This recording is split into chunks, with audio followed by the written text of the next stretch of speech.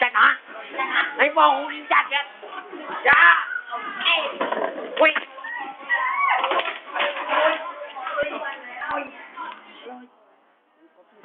เจ็บโอ้ยอย่ามายุ่งเฮ้ยขอโทษจัดนะเขาเจ็บป่ะโอ้ยเจ็บตัวเลยโอ้ยอย่าก็เจ็บป่ะกัดก่อนบัตเตอร์เอาบัตเตอร์เอาแปะเลยเดี๋ยวมันได้ช้ำไปประมาณ2-3 วันอย่าเอาไปเลยจบ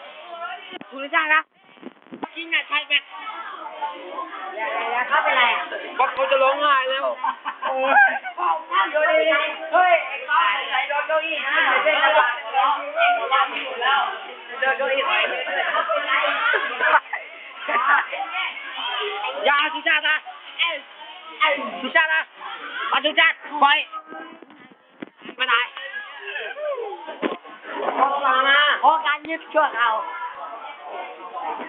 พี่ต้องอยากบอกเรื่องน้ำจริงๆก็เอามาสุชาติเ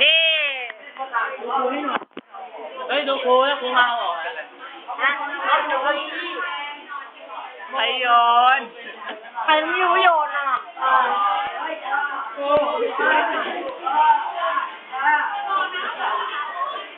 ครับหลักฐานชาร์จแบตครับไอ้บอกคลิปเรื่องไอ้บอกนะวิญญาณชาร์จแบต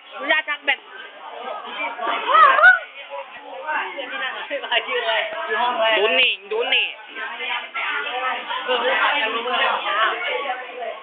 เด็กดีเขาบอกเขาไม่ได้อยู่ที่บ้านที่บ้านมันป้านักเรียนเยอะชิบหายกูก็เจียวกูกลับบ้านเขาเลยบ้านปวดหมดเลย